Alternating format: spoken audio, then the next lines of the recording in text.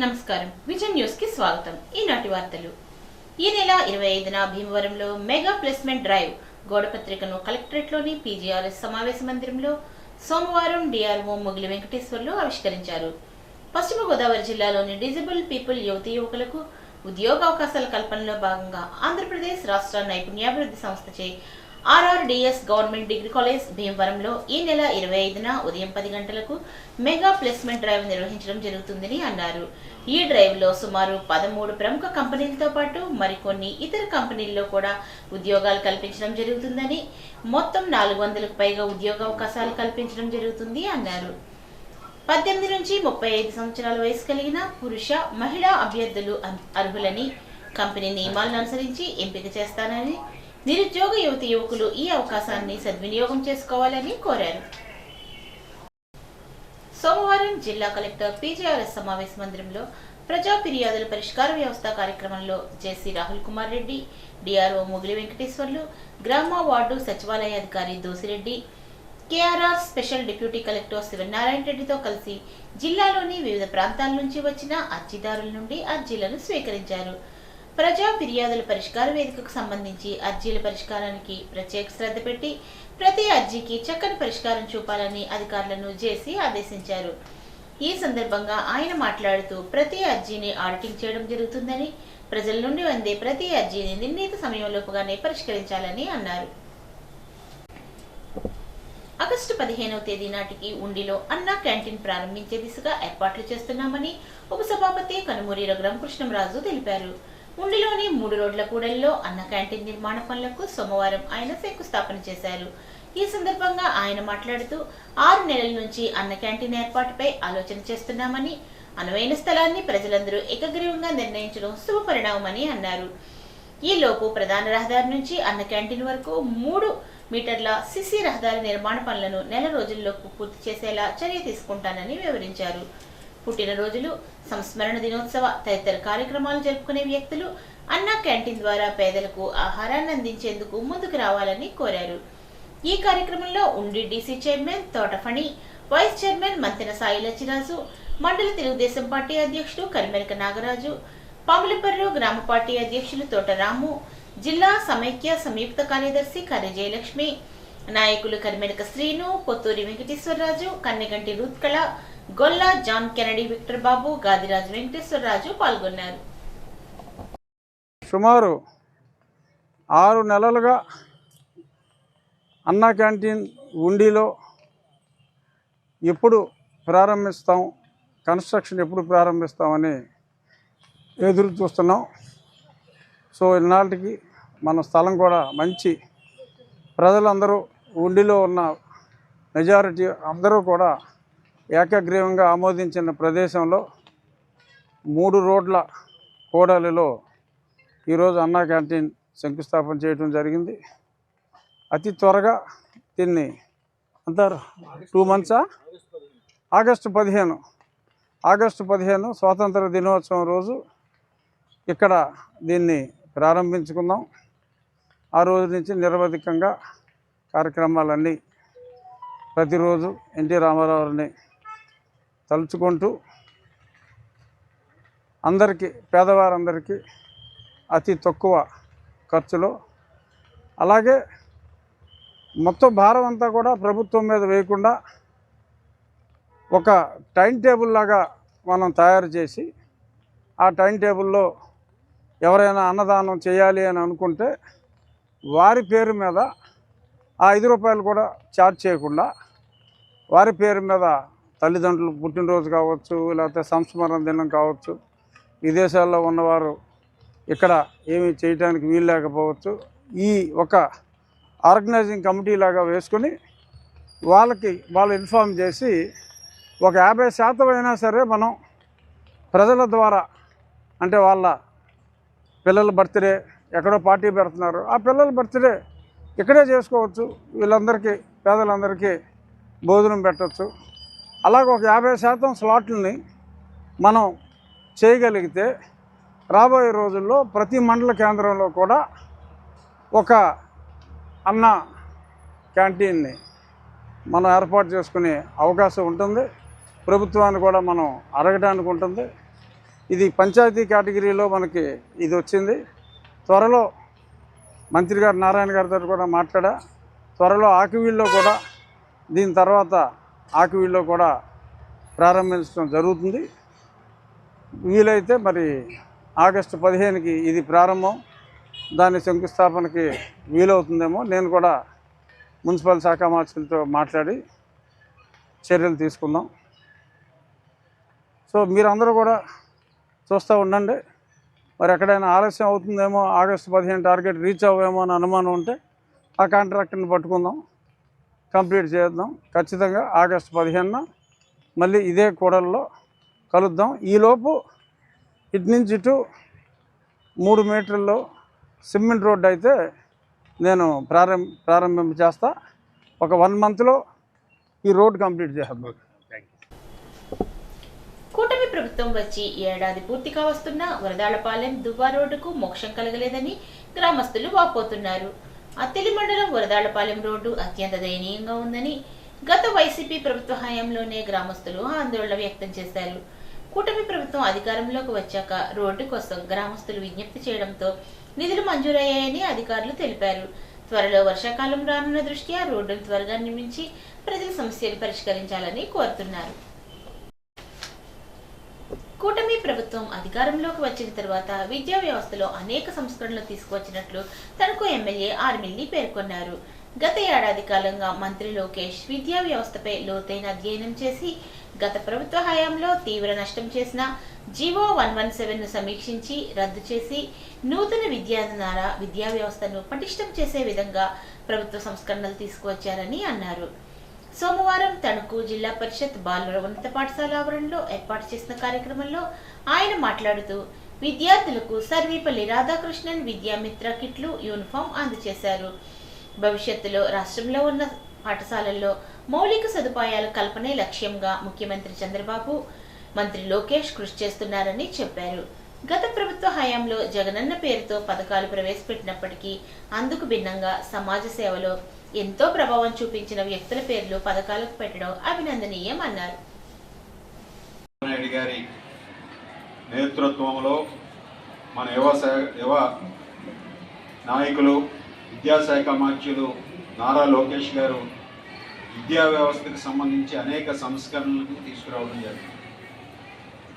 గత సంవత్సర కాలంగానూ కూడా లోకేష్ గారు విద్యా వ్యవస్థ మీద రివ్యూలు చేసి గత ప్రభుత్వ హయాంలో విద్యా వ్యవస్థకి తీవ్రమైనటువంటి నష్టం చేకూర్చినటువంటి జీవో 117ని దాని మీద పునఃసమీక్షించి దానికి అనుగుణంగా మరలా జీవో 117ని రద్దు చేసి నూతన విధానం ద్వారా విద్యా వ్యవస్థని పటిష్టం చేసే విధంగా లోకేష్ గారు తీసుకొచ్చినటువంటి సంస్కరణలు భవిష్యత్తులో మన రాష్ట్రంలో ఉన్నటువంటి ప్రభుత్వ పాఠశాలలో ఉన్నటువంటి విద్యార్థులకు భావితరాలకు ఎంతో ఉపయోగకరంగా ఉంటుందంటే ఎటువంటి సందేహం లేదు. ఈరోజు లోకేష్ గారు మంత్రిగా బాధ్యతలు చేపట్టిన తర్వాత విద్యా వ్యవస్థలో అనేక మార్పులు తీసుకురావడం జరిగింది. స్కూల్స్లో ఉండేటటువంటి మధ్యాహ్న భోజన పథకానికి ముఖ్యంగా గతంలో అన్నీ కూడా జగన్మోహన్ రెడ్డి పేర్లు పెట్టుకునేవాడు. జగనన్న కిట్ అని, జగనన్న మధ్యాహ్న భోజనం అని, జగనన్న ఈ జగనన్న అని పెట్టుకున్నాడు. కానీ ఈరోజు ఆ విధంగా కాకుండా మన సమాజంలో ఉన్నటువంటి ఎంతో ప్రభావితం చూపి సమాజ సేవలో పరితపించినటువంటి వ్యక్తుల యొక్క పేర్లు పెట్టే విధంగా ఈరోజు మధ్యాహ్న పథకానికి కూడా డొక్కా సీతమ్మ గారి మధ్యాహ్న పథకం, అలాగే మనకి ఏదైతే కిట్లు ఇస్తున్నారో ఇప్పుడు స్కూల్కి సంబంధించి విద్యార్థి కిట్స్ ఇస్తున్నారో, స్కూల్ బ్యాగ్స్ కానీ, పుస్తకాలు కానీ, డ్రెస్సులు కానీ, ఇవన్నీ కూడా గతంలో వీటన్నిటికీ కూడా జగన్ బొమ్మలు వేసుకునేవాడు. బెల్ట్ మీద జగన్ బొమ్మ, బ్యాగ్ మీద జగన్ బొమ్మ, టై మీద జగన్ బొమ్మ, అన్నిటి మీద కూడా జగన్ బొమ్మ వేసుకునేవాడు. కానీ ఈరోజు అటువంటి బొమ్మలు లేకుండా ఈ విద్యా కిట్లను అందిస్తూ ఆ విద్యా కిట్లకు కూడా సర్వేపల్లి రాధాకృష్ణ విద్యార్థి మిత్ర కిట్స్ కింద ఈరోజు ప్రభుత్వం అందిస్తుంది. ఆ విధంగా అనేక సంస్కరణలు తీసుకొచ్చి విద్యా వ్యవస్థ ప్రతిష్టానికి ఈరోజు లోకేష్ గారు తీసుకున్నటువంటి చర్యల్లో అనేక స్కూల్స్ని ఈరోజు ప్రతి చోట కూడా లోవర్ క్లాసెస్ నుంచి హయ్యర్ క్లాసెస్ వరకు మోడల్ ప్రైమరీ స్కూల్స్ని పెట్టారు. ఫస్ట్ టైం ఒక క్లాస్కి ఒక టీచర్ ఉండే విధంగా మోడల్ ప్రైమరీ స్కూల్స్ని పెట్టారు. ఆ విధంగా మన నియోజకవర్గంలో దాదాపు 23 మోడల్ ప్రైమరీ స్కూల్స్ మొట్టమొదటిసారిగా ఈరోజు ఈ సంవత్సరం నుంచి ప్రారంభించుకోవడం జరిగింది. అలాగే లోకేష్ గారు స్కూల్స్లో ఉన్నటువంటి అన్ని స్కూల్స్ని కూడా మరలా ప్రైమరీ స్కూల్స్ని, సింగిల్ టీచర్ స్కూల్స్, ఈ విధంగా అన్నింటినీ కూడా upper primary school, ZP high school, ఈ విధంగా కేటగరైజ్ చేసి ఏ స్కూల్స్ ఏ విధంగా ఉండాలనేది, ఎంతమంది స్టాఫ్ ఉండాలనేది కూడా ఈరోజు చర్యలు తీసుకోవడం జరిగింది. విశ్వబ్రాహ్మణ జాతిరత్నం, విశ్వబ్రాహ్మణ కులోద్ధారకుడు, ఉమ్మడి మద్రాస్ శాసన మండలిలో ఎమ్మెల్సీ జాతి ఓసీ కేటగిరీ నుంచి బీసీ కేటగిరీలోకి చేర్చడానికి అవిరళ కృషితో సాధించిన రావు సాహెబ్ పండిత గానాల రామ్మూర్తి వర్ధంతి తణుకు విశ్వబ్రాహ్మణ సంఘ అధ్యక్షుడు మందరపు మనోహర్ ఆధ్వర్యంలో నిర్వహించారు. మందరపు మనోహర్ ఈ కార్యక్రమంలో స్వర్ణకార సంఘ అధ్యక్షులు నాగమల్లి సాంబశివరావు, కార్పెంటర్ అసోసియేషన్ అధ్యక్షులు చిక్కాల సూర్యనారాయణ, మోగంటి అచ్యుతం, కొండపల్లి సోమాచారి, వీరబ్రహ్మేంద్ర స్వామి ఆలయ చైర్మన్ తమిరి శ్రీను, స్వర్ణకార సంఘ కోశాధికారి వెండి శ్రీను తదితరులు పాల్గొని నివాళులు అర్పించారు. తణుకు 23వ వార్డులో పట్టణ భారతీయ జనతా పార్టీ సీనియర్ నాయకులు శ్రీ దాట్ల సత్యనారాయణ రాజు ఆధ్వర్యంలో డాక్టర్ శ్యామ్ ప్రసాద్ ముఖర్జీ బలిదాన్ దివస్ కార్యక్రమాన్ని నిర్వహించారు. పశ్చిమ గోదావరి జిల్లా పెనుమంట్ర మండలం కొయ్యేటిపాడులో పల్లెపల్లెకు మన పీతాని కార్యక్రమంలో మాజీ మంత్రి ఆచంట ఎమ్మెల్యే పీతాని సత్యనారాయణ పాల్గొని మాట్లాడారు. P4 సర్వే ద్వారా పేదవాడిని సంపన్నులు చేయడమే ప్రభుత్వ లక్ష్యం. ఉద్యోగ ఉపాధి ద్వారా వారి ఆర్థిక స్తోమత పెంచాలన్నదే కూటమి లక్ష్యం అన్నారు. వచ్చే 6 నెలలు అప్పులతో రాష్ట్ర ప్రభుత్వాన్ని నడిపిస్తున్నారు. జగన్మోహన్ రెడ్డి సర్కారు 2024 ఏప్రిల్లో 25 మార్చి వరకు అడ్వాన్స్ అప్పు తెచ్చుకుని కూటమి ప్రభుత్వాన్ని ఇబ్బందులకు గురిచేసి ఆవేదన వ్యక్తం చేశారు. వైద్యం కోసం అధిక వృద్ధి పెరగడానికి కూటమి పనిచేస్తుందని అన్నారు. ప్రజలు ప్రభుత్వ పాఠశాలలను ఆదరించలేకపోతున్నారని ఆవేదన వ్యక్తం చేశారు. ప్రతి ఒక్కరూ తమ పిల్లలను ఉన్నత చదువులు చదివించాలని కోరారు. కార్పొరేట్ పాఠశాలలకు దీటుగా ప్రభుత్వ పాఠశాలల్లో మార్పులు తీసుకుని వస్తున్నామన్నారు. పేదవాడిని ఎంతో కొంత ఆదుకోవాలనే కార్యక్రమం ద్వారా ముఖ్యమంత్రి చంద్రబాబు నాయుడు గారు కొత్త లైన్ తీసుకున్నారు. దాని కూడా పేదవాడు ఏ రకంగా కొంతమంది చేతన వారికి సాయం చేసి ఉద్యోగాల ద్వారా, వ్యాపారం ద్వారా, ఇతర ప్రోత్సాహాల ద్వారా వారికి కూడా లబ్ధి చేకూర్చాలి. వాటిని కూడా సమాజంలో ఆర్థిక స్తోమత కలిగిన వ్యక్తిగా తయారు చేయడానికి ఒక పథకాన్ని త్వరలో ప్రకటించబోతా ఉన్నాం. ఇవన్నీ కూడా హామీ పోయినప్పుడు కూడా ఈ రాష్ట్రంలో వచ్చే 6 నెలలు కూడా అప్పులు చేసి ఈ ప్రభుత్వం నడుపుతారు. వచ్చే సంవత్సరం అంటే 2026 మార్చి తర్వాత జరగబోయే ప్రభుత్వం సెల్ఫ్ సఫిషియెంట్ కాబోతుందనే మాట చెప్తా ఉన్నాం. అంటే అప్పులు చేయకుండా నడపడానికి ప్రభుత్వం సిద్ధంగా ఉంది అనే మాట చెప్తా ఉన్నాం. మీకు ఆశ్చర్యకరమైన విషయం ఏంటంటే 2024 ఏప్రిల్ 2025 మార్చి వరకు కూడా జగన్మోహన్ రెడ్డి గారు అడ్వాన్స్గా బీజేపీతో చేతులు కలుపుకున్నారు కనుక ఆడప్పుడు కూడా కేంద్రం రావాల్సిన డబ్బులు సంవత్సర కాలం ముందు అడ్వాన్స్ తెచ్చుకుని మమ్మల్ని కూడా ఇబ్బంది పెట్టాడు అన్నమాట. మీ ఇబ్బంది లేకుండా మేము అప్పు చేస్తూ ఉన్నాం మాట చెప్తా ఉన్నాం. ఇటువంటి పరిపాలనలో సహకరించండి అనే మాట చెప్తా ఉన్నాం. అంత ఎక్కడ కూడా ఇబ్బంది లేకుండా ఈ ప్రభుత్వం ప్రయత్నం చేస్తుంది, చేసి చూపిస్తుంది అనే మాట చెప్తా ఉన్నాం. ఈ గ్రామంలో పెనుమంటలో భూపతిరాజు శ్రీనివాసరాజు, సాయి గీత దంపతులచే నిర్మించిన బ్రహ్మర్షి పత్రిజీ ధ్యాన మందిరం వద్ద విశాఖపట్నానికి చెందిన సీనియర్ పిరమిడ్ మాస్టర్ కేవీ రావు పాల్గొని జ్ఞానబోధ చేసి ధ్యాన శిక్షణ ఇచ్చారు.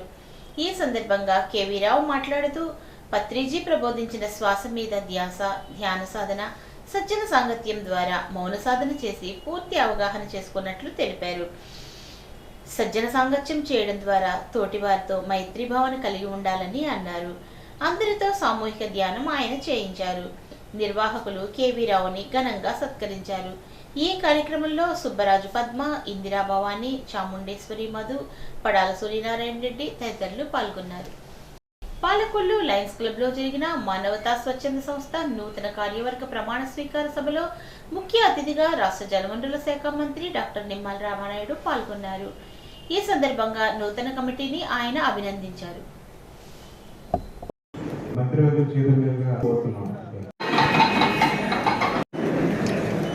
ఈ యొక్క కార్యక్రమంలో నూతన కార్యవర్గ అధ్యక్షుడిగా, కార్యదర్శిగా, కోశాధికారిగా ప్రమాణ స్వీకారం చేయబోతున్నటువంటి మన బొక్క రమాకాంత్ గారికి, శ్రీవాత్సవ ప్రదీప్ గారికి, వారధి రమణారావు గారికి, మరి వాళ్ళందరికీ కూడా హృదయపూర్వకమైనటువంటి అభినందనలు కూడా ముందుగా ఈ సందర్భంగా తెలియజేసుకుంటూ, ఈవేళ రాష్ట్ర వ్యాప్తంగా, దేశవ్యాప్తంగా, ప్రపంచవ్యాప్తంగా అనేకమైనటువంటి స్వచ్ఛంద సేవా సంస్థలు ఈవేళ ముందుకొచ్చి పనిచేస్తూ ఉన్నాయి.